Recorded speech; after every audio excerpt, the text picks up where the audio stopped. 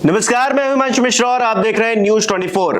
8 अक्टूबर, जी हां, आज ही के दिन जम्मू कश्मीर और हरियाणा के नतीजे सामने आ रहे हैं और कहां पर किसकी सरकार बनती हुई नजर आ रही है अभी तक के आंकड़ों के मुताबिक, वो मैं आपको इस वीडियो में बताने जा रहा हूं। सिलसिलेवार तरीके से देखिएगा।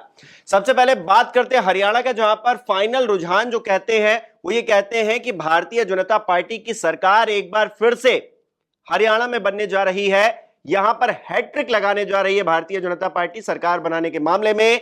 48 सीटें, आपको पिछली बार इलेक्शन याद होगा, जेजेपी के साथ में भारतीय जनता पार्टी ने सरकार बनाई थी। 10 सीटें जेजेपी के खाते में थी, 40 सीटें भारतीय जनता पार्टी के खाते में थी। लेकिन लोकसभा चुनाव से पहले गठबंधन टूटा, उसके बाद लोकसभा का चुनाव हुआ जिसमें 5 सीटें भारतीय जनता पार्टी लूज कर गई। तो ऐसा लगा कि इस बार क्या कांग्रेस वहां पर अपना पक्ष मजबूत करने जा रही है, लेकिन ऐसा कुछ भी होता हुआ अभी तक के आंकड़ों के हिसाब से दिखाई नहीं दे रहा है। भारतीय जनता पार्टी 48 सीटों पर जीत हासिल करते हुए दिखाई दे रही है। यह रुझान, जो फाइनल रुझान है, उसकी तस्वीर हम आपको दिखा रहे हैं। जो कांग्रेस पार्टी है वो 36 सीटों पर लीड करती हुई दिखाई दे रही है। आईएनएलडी 1 सीट पर लीड करती हुई दिखाई दे रही है। बीएसपी भी 1 सीट पर लीड करती हुई दिखाई दे रही है, जबकि जो इंडिपेंडेंट हैं वो 4 सीटों पर लीड लेते हुए दिखाई दे रहे हैं अभी तक के रुझानों के मुताबिक। हालांकि ये रुझान अब बहुत ज्यादा बदलेंगे ऐसा है नहीं। थोड़ी बहुत सीटों पर हो सकता है कि चीजें बदल जाएं, लेकिन लगभग हरियाणा की यही तस्वीर रहने वाली है। भारतीय जनता पार्टी अपनी जो सत्ता है एक बार फिर से वहां पर काबिज करेगी। नायब सिंह सैनी इस बार क्योंकि लीड कर रहे थे भारतीय जनता पार्टी को हरियाणा में, तो वो सरकार बनाने जा रहे हैं। हरियाणा का ये फाइनल रुझान आपके सामने। इस रुझान में आप देखिए कौन कितने परसेंट वोट लेता हुआ दिखाई दे रहा है। आप यहां पर इस तस्वीर को देखेंगे, हरियाणा का मैप है और भारतीय जनता पार्टी जिस तरह से वोट लेती हुई दिखाई दे रही है, सीटें लेती हुई दिखाई दे रही है, उसमें आप देख सकते हैं बहुत ज्यादा ऑरेंज कलर आपको इस मैप में दिखाई देगा। इधर आप देख सकते हैं जहां पर एक बड़ा चंक है जो कि भारतीय जनता पार्टी इस बार वोट ले रही है। लेकिन अभी तक के आंकड़ों के अनुसार जो तस्वीर निकलकर सामने आई उसमें एक आप हैरानी वाली बात देखेंगे कि यह है भारतीय जनता पार्टी का आंकड़ा, 39.64% इनको वोट मिला है। जबकि आप आईएनसी यानी कि कांग्रेस देखेंगे तो 40.16% वोट मिला है, यानी कि एक तरह से ज्यादा ही कुछ पॉइंट में ही, लेकिन अभी तक कांग्रेस पार्टी को बहुत ज्यादा वोट मिला है, यानी कि बराबरी। भारतीय जनता पार्टी पीछे, बावजूद इसके आप तस्वीर देखेंगे तो 36 और 48 का फर्क है। यानी कि बहुत सारी ऐसी सीटें हैं जहां पर कम मार्जिन में जीत होती हुई भारतीय जनता पार्टी की दिखाई दे रही है। वोट परसेंटेज के मामले में कांग्रेस पार्टी भारतीय जनता पार्टी से अभी तक आगे निकलती हुई दिखाई दे रही है। कांग्रेस पार्टी इन आंकड़ों के मुताबिक, इन रुझानों के मुताबिक आगे निकलती हुई दिखाई दे रही है। आप ये अगर ग्राफ देखेंगे तो इसमें भी आपको नजर आएगा कि देखिए किस तरह से दोनों लगभग बराबर है और आंकड़ों के हिसाब से भी लगभग बराबर है। भारतीय जनता पार्टी 39.64% वोट पाई है, जबकि 40.16% वोट कांग्रेस पार्टी को मिला है। तो ये देखिए, ये आंकड़ा हरियाणा का है।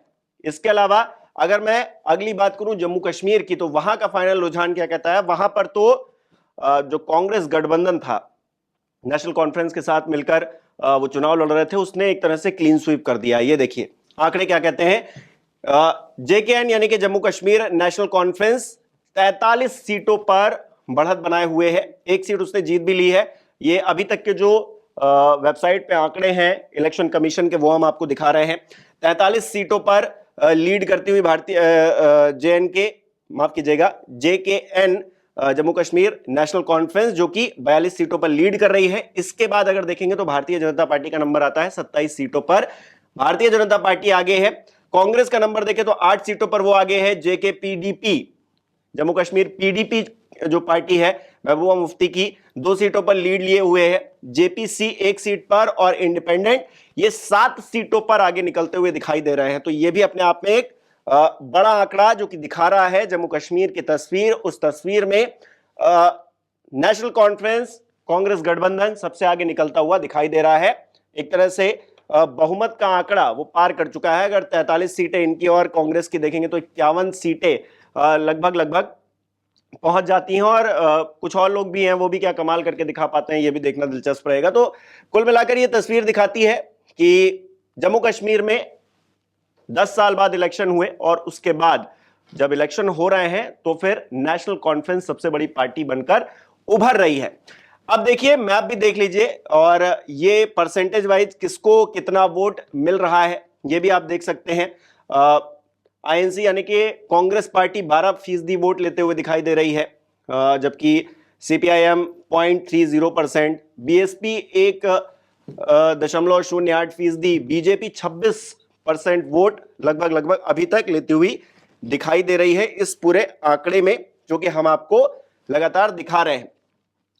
इसके अलावा देखिएगा तो ये आंकड़ा देखिए, ये तस्वीर भी देखिए, जम्मू कश्मीर का ये मैप है जहां पर भारतीय जनता पार्टी के लिए कहा जाता है कि जम्मू रीजन जो है वो, जम्मू का जो क्षेत्र है वो ज्यादा इजी है और कश्मीर का नहीं है।